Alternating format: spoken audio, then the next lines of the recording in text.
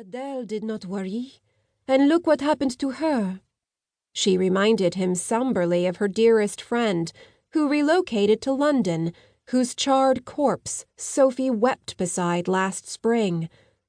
He needed no reminding, though.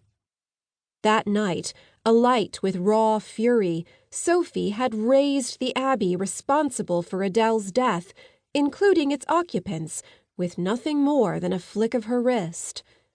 In all his years on this earth, Elijah had never seen such power. It was both awe-inspiring and terrifying. He had quickly ferried her sapped body away before too many witnesses could place her at the slaughter. Still, the last messages received from abroad were worrisome. The Casters Guild knew Sophie was behind the massacre and sought severe penance for her sedition. Meanwhile, the humans hunted for a witch with hair the color of the devil's flame. Already 4 victims matching her description had perished for her crime. He could not fault Sophie for avenging Adele's death. The two shared a childhood of dashing along Paris's narrow passageways between lessons, and later youthful nights dancing through the streets, enchanting suitors as much with their alluring beauty as their mettle.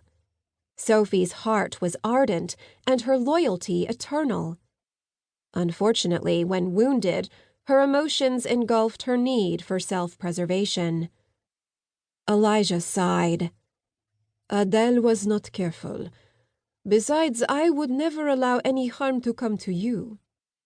And what of time? Will you stop that too? Sophie knew where to aim her words to inflict the sharpest ache.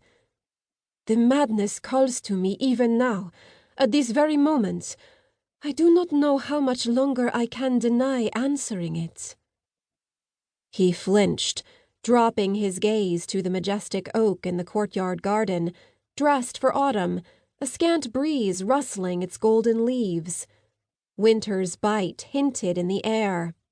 It would arrive within a fortnight, stripping the tree's beauty and imposing rest upon the earth. Sophie despised that long, dreary period, but Elijah found comfort in the visible passage of time.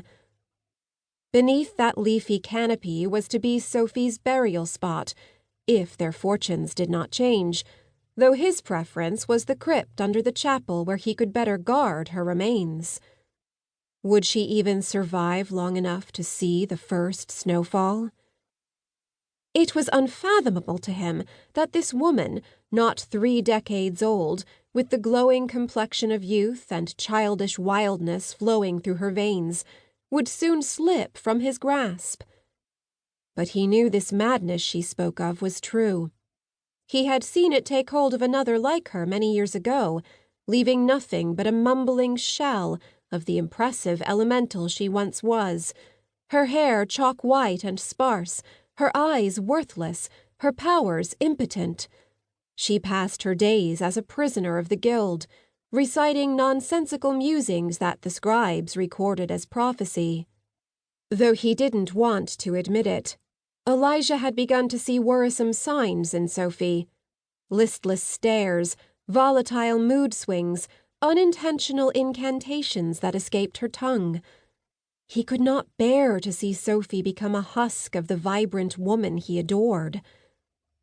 Of course, she had no plan to allow that to happen.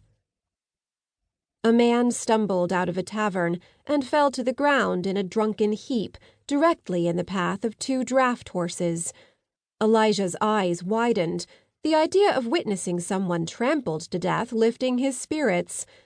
At least that human's problem might rival his own tonight. He gripped the stone ledge in anticipation, watching the beast's hooves plodding toward the man's limp body, seconds away from squashing his head as if it were a ripe melon. At the last moment, 2 men grabbed him by the heels and dragged him to safety. The horses cantered on into the night. Damn those good Samaritans. Elijah scanned the streets for another person in a predicament worse than his own, knowing the chances were slim. His attention landed on a young couple in the midst of a love.